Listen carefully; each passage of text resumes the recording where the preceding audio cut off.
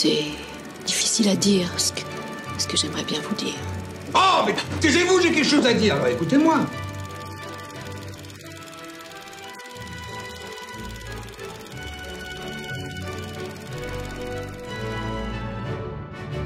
Faut prendre le temps de prendre son temps.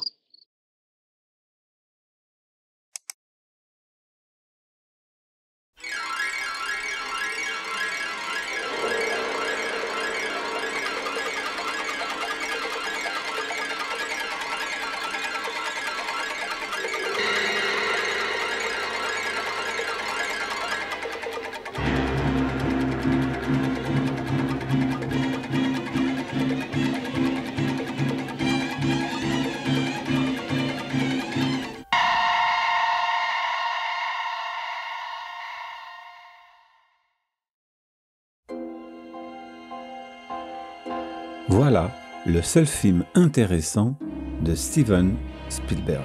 Cinéaste du Nouvel Hollywood avec Martin Scorsese, Francis Ford Coppola et Robert Altman, entre autres, il réalise une première œuvre qui tranche par son mystère et sa sobriété avec le restant de sa carrière au film à gros budget et à gros effets dégoulinant de sentimentalisme. Le Nouvel Hollywood voulait changer la donne du cinéma des studios.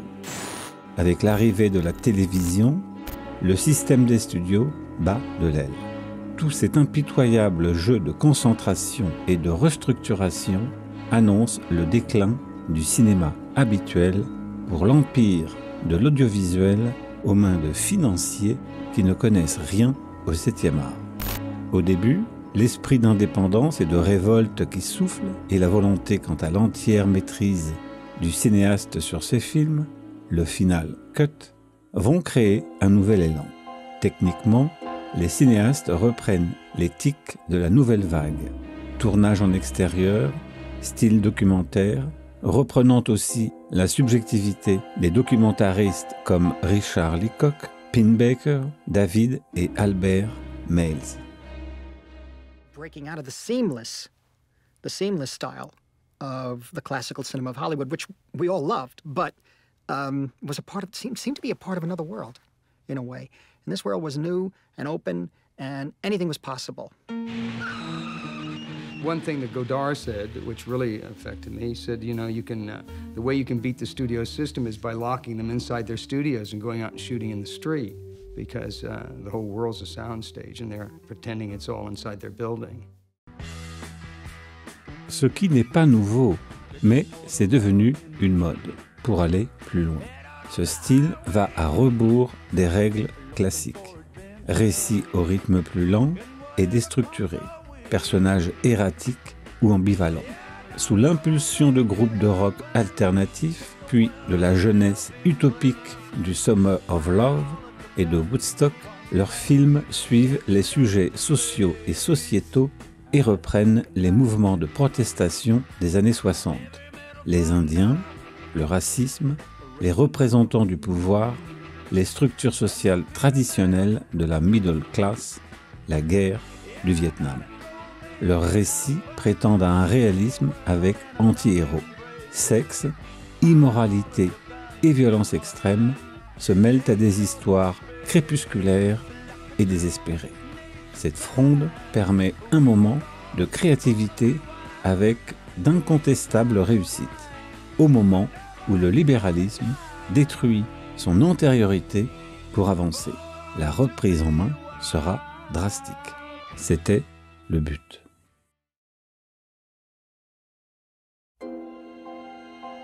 Le scénario de Duel a été écrit par Richard Matheson, auteur de plusieurs nouvelles et de romans de fantastique et de science-fiction, comme Je suis une légende et L'homme qui rétrécit. Sans être un auteur de génie, Richard Matheson possède une singularité en abordant des atmosphères troubles que l'on pourrait rapprocher d'un Franz Kafka et de Dino Buzzati sans le talent de ces derniers. Il collabora à la célèbre série La 4e dimension. Dans l'épisode 23 de la saison 1, Un monde différent, l'auteur raconte l'histoire d'un homme Arthur Curtis, heureux en ménage et homme d'affaires. Il entend une voix dire couper et ne comprend pas pourquoi tout le monde l'appelle Gerald Duncan.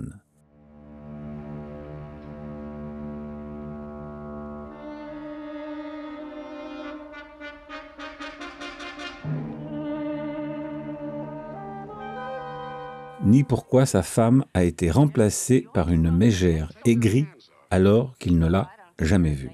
Il va tenter de retrouver sa vraie vie. Mais quelle est son identité? C'est aussi le sujet de Duel. Duel est à l'origine un film destiné à la télévision, ce qui explique son format en 4/3, tourné en 13 jours au nord-est de Los Angeles, dans une région située entre Santa Clarita et Palmdale. Il est diffusé pour la première fois sur la chaîne ABC, puis, grâce au succès, adapté pour le cinéma dans une version rallongée en 1972. Le début nous met pendant plusieurs minutes à l'avant d'une voiture qui roule et quitte la ville.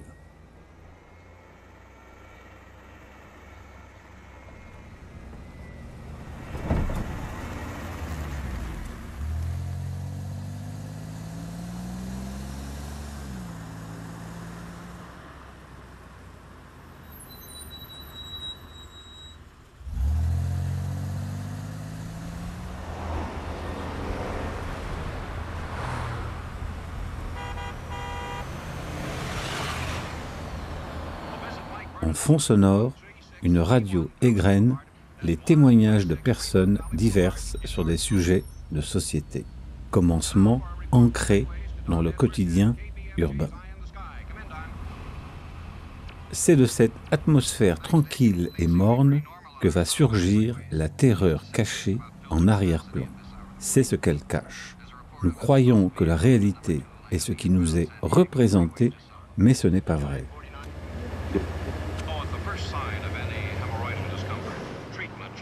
Nous passons d'un climat urbain à un paysage semi-désertique, primaire.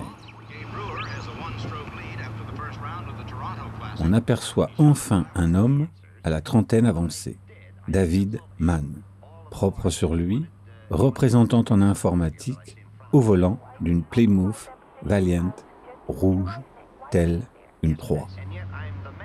À la radio, un homme évoque avoir perdu son statut de chef de famille au profit de sa femme. Et juste après, David se retrouve banalement derrière un vieux camion-citerne Peterbilt 281 de 1956, qui dégage de la fumée. Nous sommes à la 5e minute du film.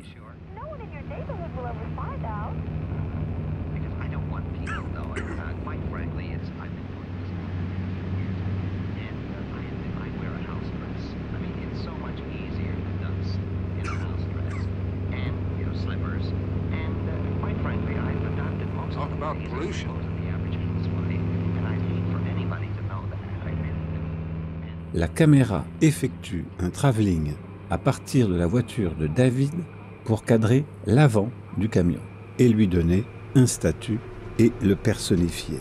Tout l'enjeu est là.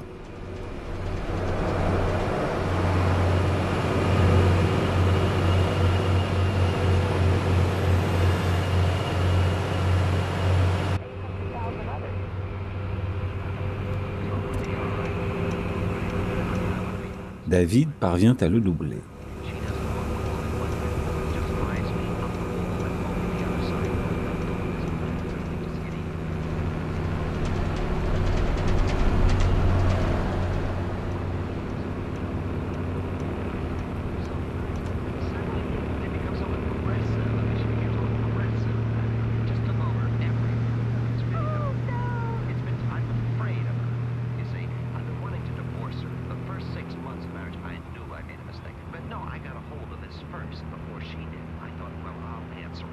Puis, surprise, sur sa gauche, le vieux camion le dépasse à son tour, à toute allure.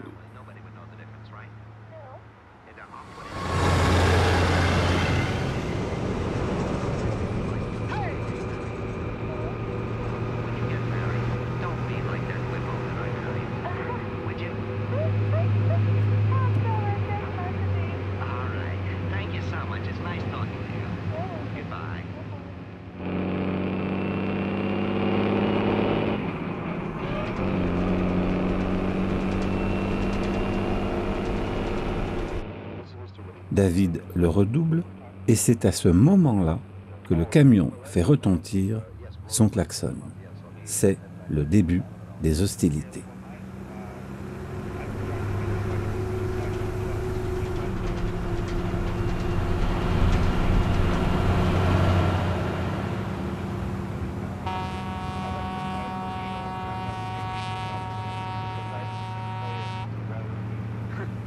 Une telle histoire ne peut avoir lieu que sur les routes des États-Unis. La tactique du camionneur est celle du jeu du chat et de la souris, comme ruse de guerre. Harcèlement, fausse invitation, agression, temporisation.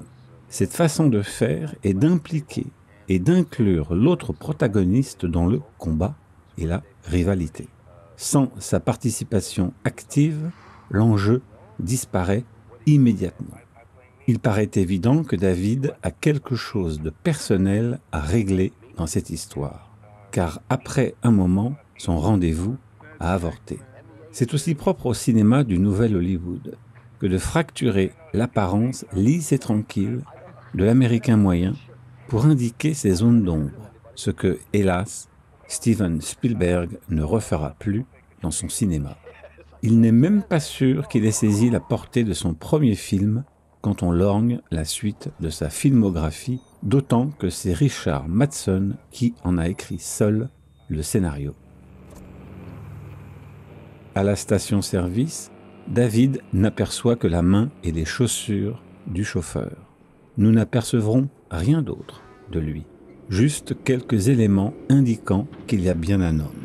Mais c'est son camion qui devient prépondérant, qui est l'élément visuel important.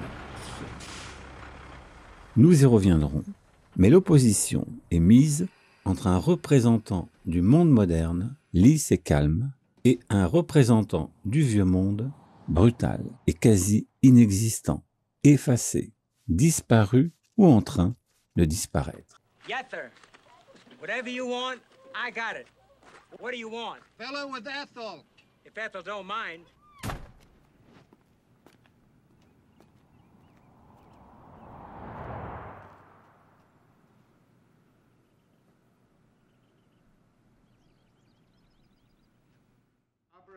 Le film interrompt le duel par des haltes.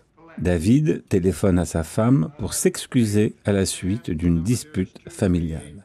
C'est un homme faible, puisqu'il aurait dû réagir plus vigoureusement quand sa femme a été visiblement agressée par un autre homme. C'est elle qui est dominante dans leur couple, comme la femme évoquée à la radio. Le conducteur du camion est bien plus viril. Un plan traduit l'emprisonnement de David où le cinéaste l'enferme dans le hublot d'une machine à laver qu'a ouvert une ménagère. On apprend aussi qu'il a un rendez-vous urgent, élément qui nous fait comprendre qu'il ne peut pas rebrousser chemin par la suite. Précaution de la narration.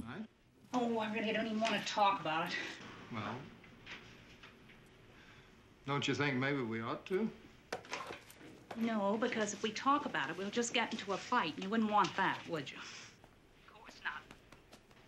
Well, what is that supposed to mean? Oh, never mind. Hey, just a minute. No, I know what it's supposed to mean. It means that you think that I should go out and call Steve Henderson up and challenge him to a fist fight or something. No, of course not. But I mean, I think you could have at least said something to the man last night. I mean, after all, he was practically trying to rape me in front of that whole party. Oh, come on, honey. Just forget it. You gonna be home by 6:30?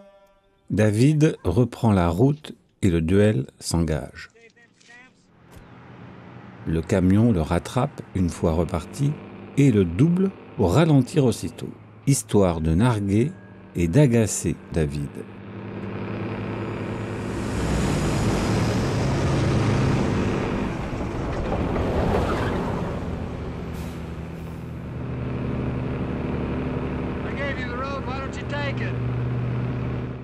Il veut alors le dépasser, mais le conducteur l'en empêche. Oh, boy, you're beautiful.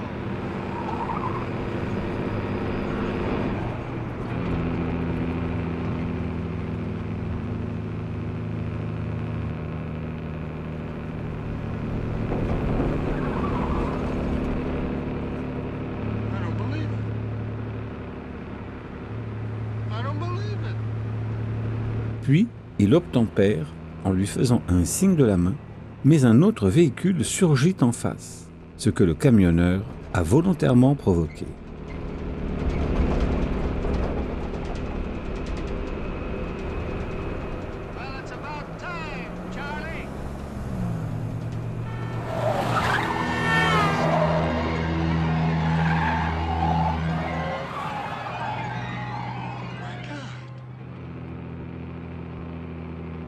Pas de doute, il veut le tuer.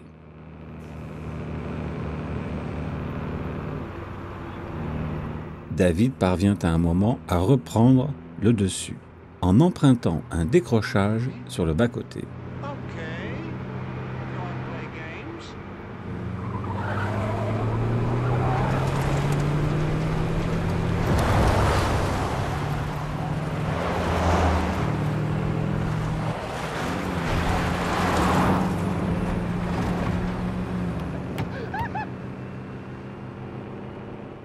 Il jubile. Il est pris au jeu. C'est le piège. Le camionneur le rejoint et le percute à l'arrière.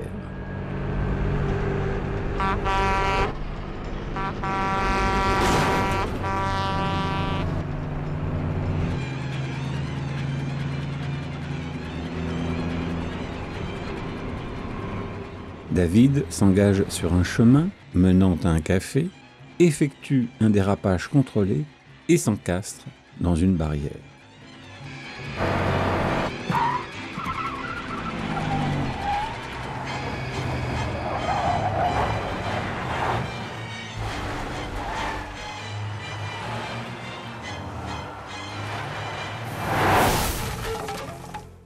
Il en sort sain et sauf. Légèrement commotionné, il se rend dans le bar. L'histoire tourne au cauchemar. À ce stade, nous ne comprenons pas bien ce qui se passe réellement.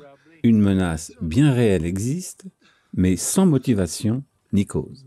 C'est l'idée ingénieuse que de ne pas montrer le conducteur, de laisser en hors-champ son apparence physique. Il y en a pourtant bien un. Mais ce réalisme est escamoté tout au long du film jusqu'à la fin, ce qui déporte toute l'explication dans un autre champ. On peut se demander pourquoi un camionneur en veut autant à un simple automobiliste. Bêtise, irrationalité, c'est ce que tout à chacun penserait de prime abord, et la réalité apparente lui donnerait raison. Mais Duel n'est pas là pour retracer une banalité routière avec ses fous du volant.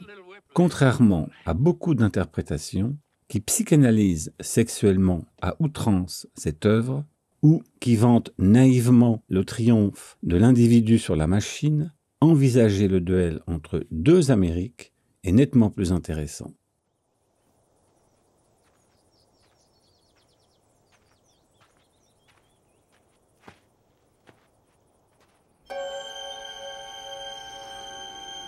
Il y a bien deux Amériques dans Duel.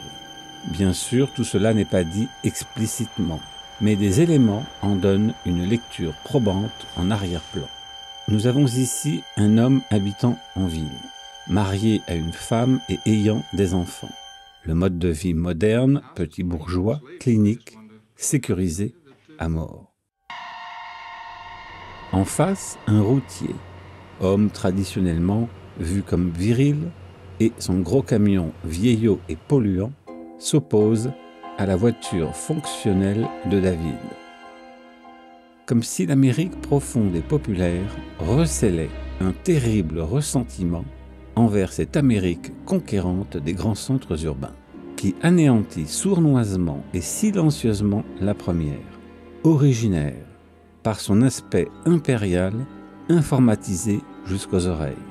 C'est encore plus vrai de nos jours avec l'écologie, opposée à la fumée que dégage le camion. Mais déjà à l'époque du film et du nouvel Hollywood. C'était aussi le propos en général des nouvelles de Richard Matheson. Ici, le fantastique est le quotidien banal, en apparence tranquille, et c'est de lui que jaillit cette terreur, par l'intermédiaire du camion contre David. représentant de cette civilisation qui advient, la violence du refoulé. David se rafraîchit dans les toilettes. C'est un homme veule, sans identité propre, impersonnel, qui se lézarde peu à peu, ébranlé et terrassé par cet accès brusque de violence envers lui. Il y a là un aspect que peu de gens ont remarqué, les autres étant banalement polarisés sur la monstruosité du camion. David, à un moment, jubile comme on l'a vu. Il est entré dans le piège de la rivalité, preuve de son implication. Quand on accepte un duel, on accepte la confrontation ou on la quitte.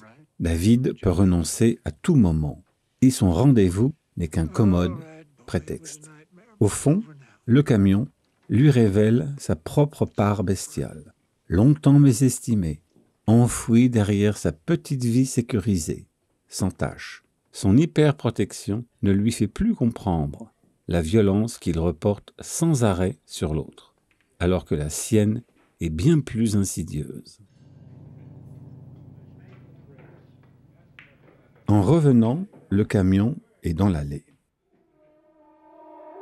David commande à manger et commence à regarder les consommateurs, notamment leurs bottes, eux aussi sortant de l'Amérique profonde.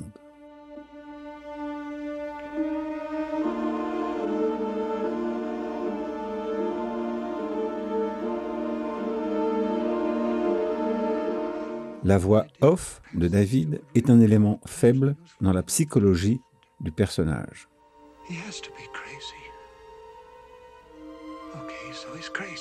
Un client s'en va, contourne le camion et réapparaît au volant d'une camionnette cachée juste derrière lui.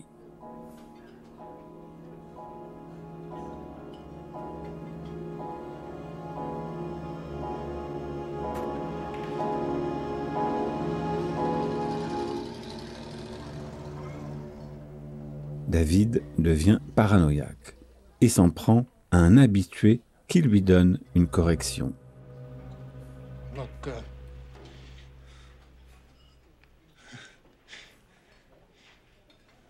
I want you to cut it out. What? Just cut it out, okay? For what? Now, come on, I mean, please, let's not play games. What the hell are you talking about? I can call the police. Police? You think that I won't? You're wrong, mister. If you think you can take that truck of yours and just use it as a murder weapon, just killing people on the highway, well, you're wrong. You've got another thing coming. Yeah, you need help. Don't you tell me I need help.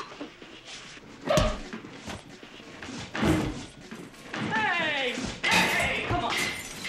Who the hell do you think you are knocking my son? Come on, now you want to fight? Get on outside. I don't want to put a nickel. All right, Head off. come on. You already hit him twice now. What more do you want, huh? Huh? Come on now, look at him. He's sick.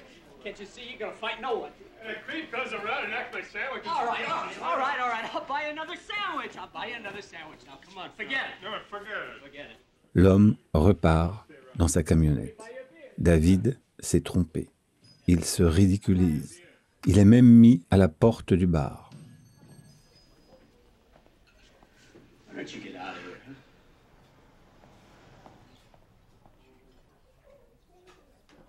Chaque étape lui fait subir son impuissance et sa veulerie. Sa violence ressort d'autant mieux.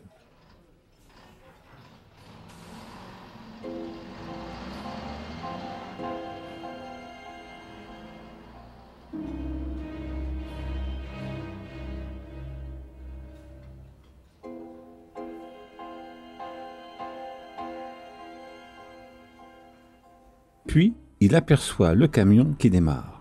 Il court à sa suite, en vain.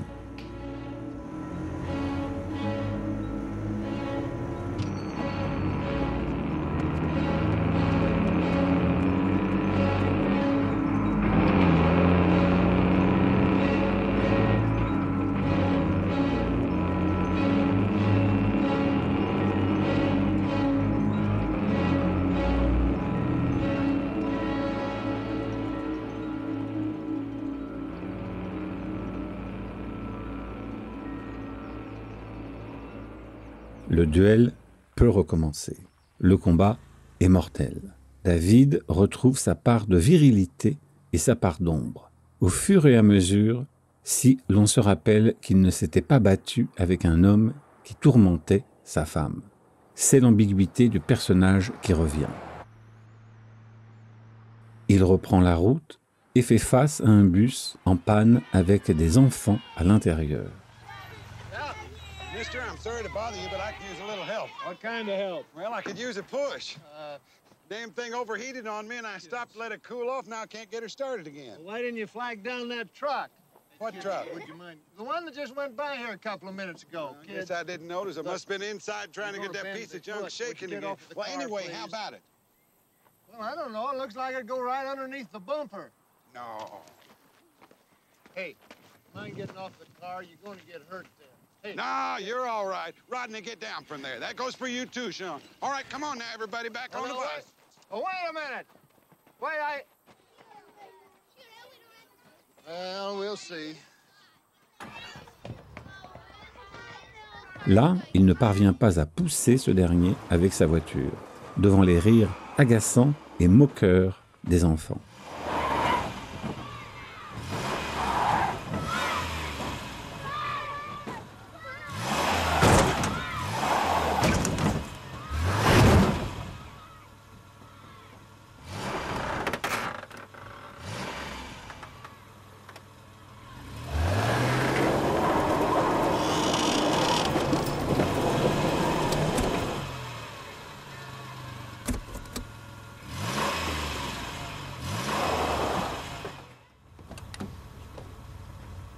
C'est alors que le camion réapparaît, mystérieux et inquiétant.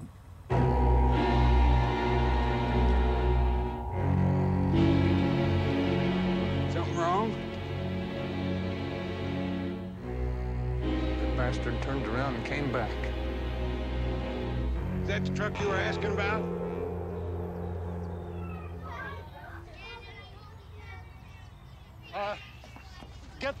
Get those kids out of the way. What for? Just get them off the road and they'll be okay. They're all right. They're not on the road. No, hey, get back in the bus, please. Please, come on, back in the bus. You're all right where you are. As long as you stay off the road, you're okay. You're perfectly all right. Just keep off the road. Let's get back in the bus. Come on, get off at the highway. Contre toute attente, il réussit à dépanner le car. Finalement, il n'est pas si monstrueux.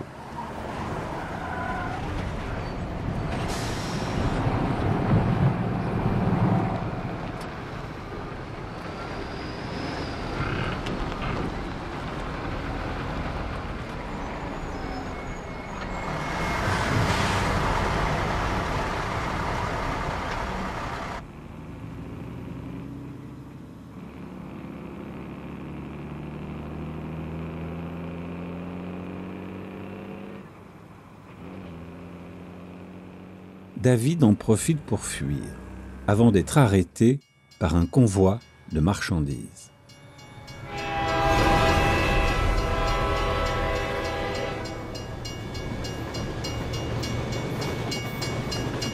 Mais le camion surgit et le pousse pour que la voiture s'écrase contre le train.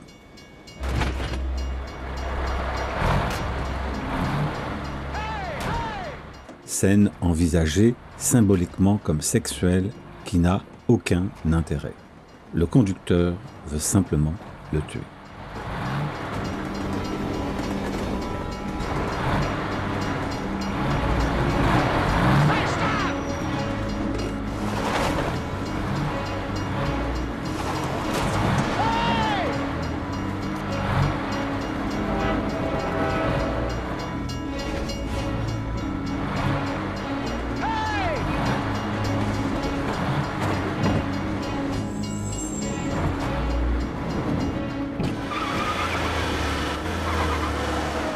David en rééchappe de peu, tandis que le camion poursuit sa route.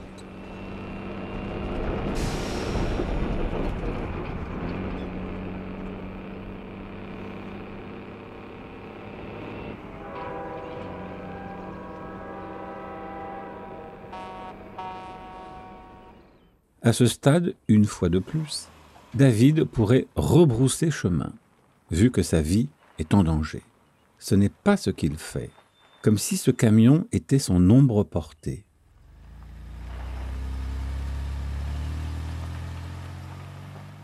Car il le retrouve encore devant lui. Le film n'explique pas, bien sûr, son aspect irrationnel, créant cette étrange angoisse devant l'inconnu.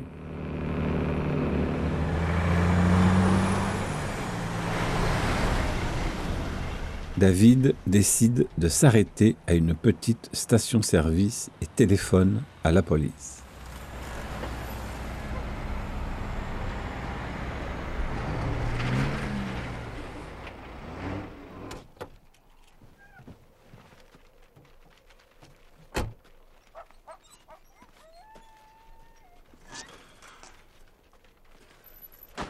Hi. Help you, mister? You got a telephone. Out and back. This way? Something for your car? Well, you can put what ethyl you can get in the tank. All righty. Le camion, stationné à quelques mètres plus loin, démarre et détruit la cabine téléphonique et les cages contenant serpents à sonnette, reptiles et araignées devant la propriétaire catastrophée. I'd like to report a truck driver that's been endangering my life. Name again? David Mann.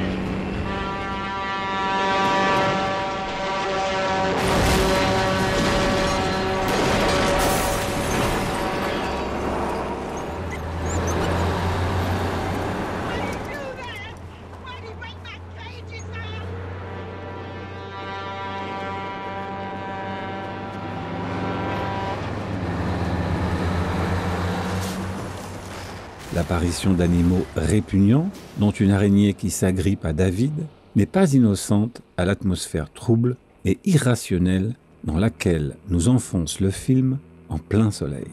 Les démons ressortent de l'antre.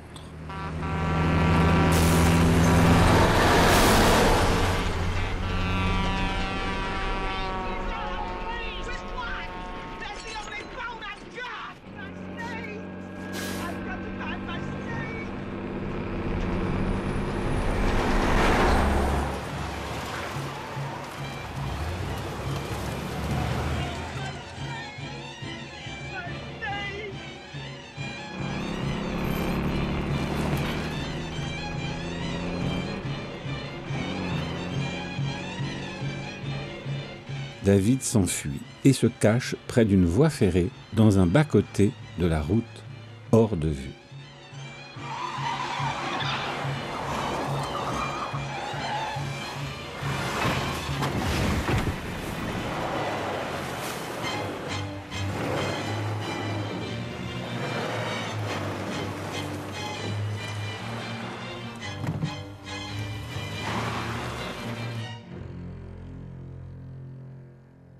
Le camion passe et s'éloigne.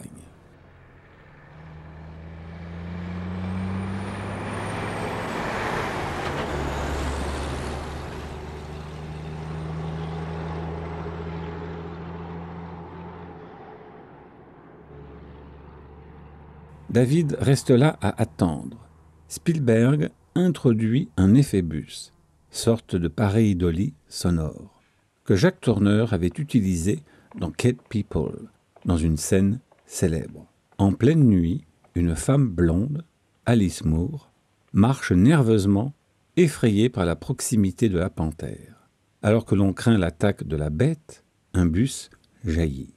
En ouvrant ses portes, le bruit évoque le feulement de la panthère.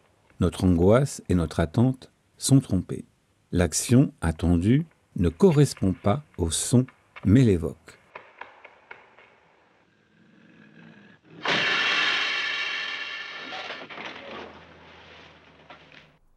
C'est ce qui se passe ici. On entend un bruit semblable à celui du camion, alors qu'il ne s'agit que du train qui passe.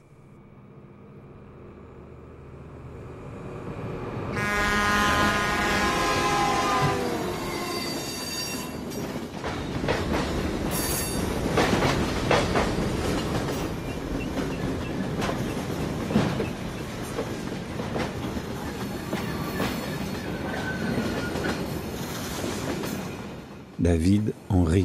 Mais cela renforce l'obsession du personnage dans son imaginaire.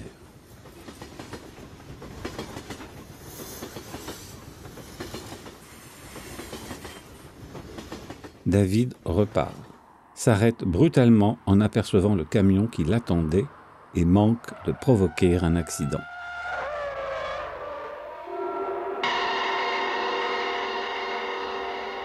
Une preuve supplémentaire que le conducteur sait que sa proie est entrée dans la dualité. Il n'a qu'à patienter, sûr qu'elle viendra.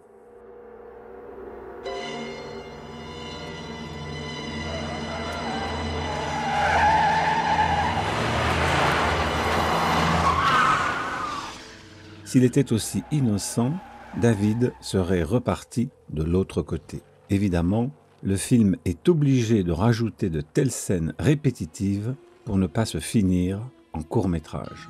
Cependant, elles ont leur intérêt dans le fait que David s'est pris au jeu, comme nous, dans la vie, lors d'un quelconque conflit. Personne ne veut céder et espère obtenir victoire, tout en provoquant bien souvent sa propre ruine et en ayant oublié l'objectif de départ. Pensez-y un jour de grande rivalité. David tente plusieurs choses et échoue à chaque fois. Il essaye de passer, mais le camion lui barre la route.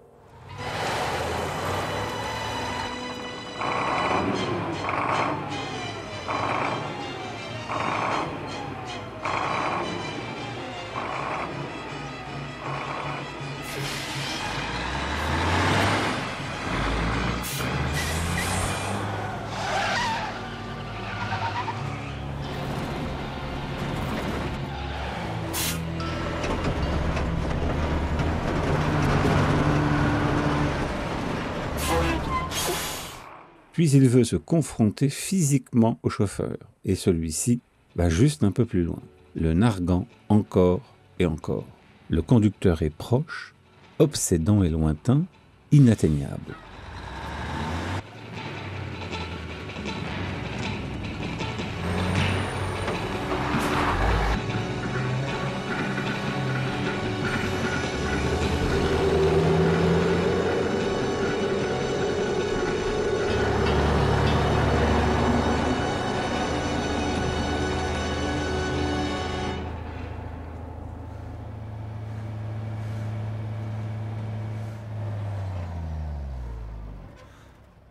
David arrête une voiture conduite par de vieilles personnes.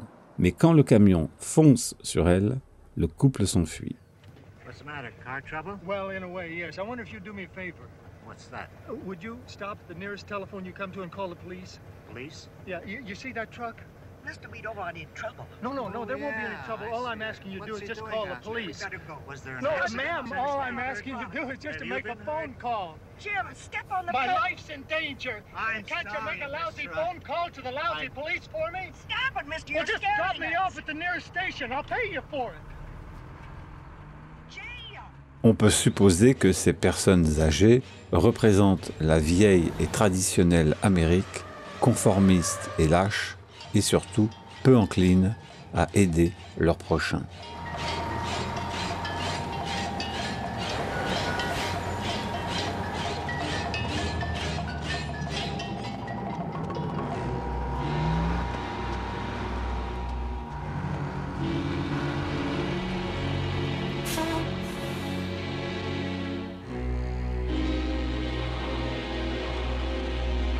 David trouve refuge un peu plus loin, et la bête de fer et d'acier reprend sa place.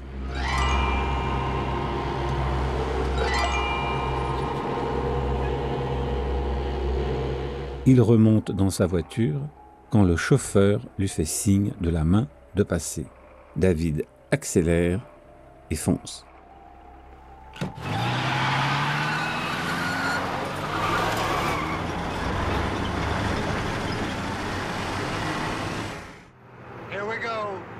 Le duel continue, dans lequel les cinéastes américains sont passés maîtres, et le spectateur se demande comment cette étrange histoire va finir.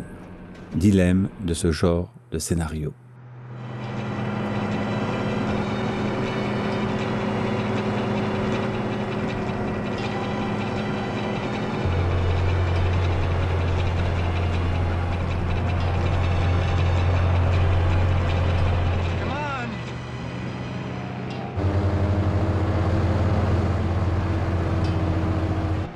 Dans une montée, la voiture de David a un problème de température qui le ralentit considérablement, permettant au Goliath mécanique de le rattraper. C'est la panique.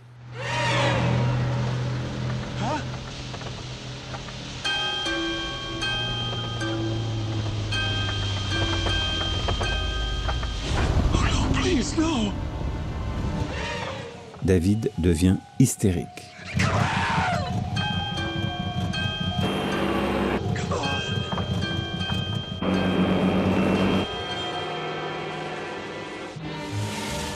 Puis, dans la descente, il s'engage dans un cul-de-sac. La scène finale a été tournée au col de Vasquez Canyon Road. Ne pouvant continuer, David fait face à son rival dans un ultime duel.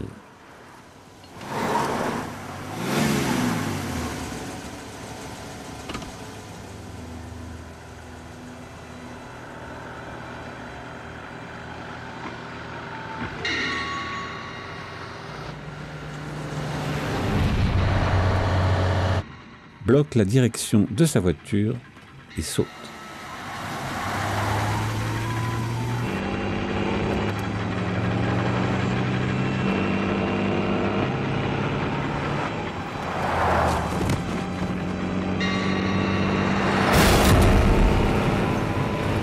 Le camion n'a pas le temps de rétrograder et file droit dans le ravin.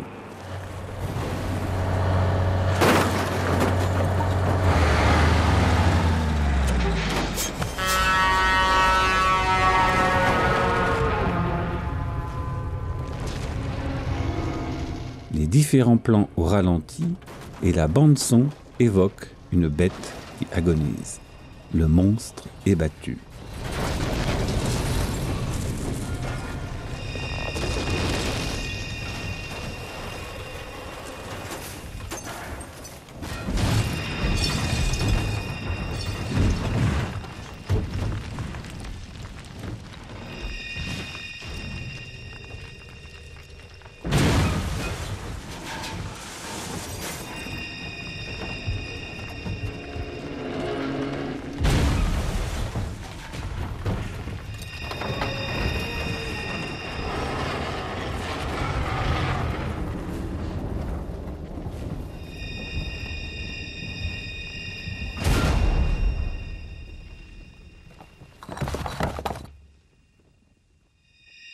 Le soulagement du spectateur est de courte durée.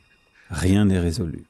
Le film ne montre aucunement le cadavre du camionneur, comme s'il n'existait pas. Façon de dire qu'il est toujours là, tapis on ne sait où, prêt à surgir. David s'est découvert tout autre que ce qu'il croyait être. D'une façon dérisoire, il jette des pierres contre son rival qui l'a tué. Ce n'est pas la victoire qui triomphe, c'est le désenchantement. Le film est crépusculaire.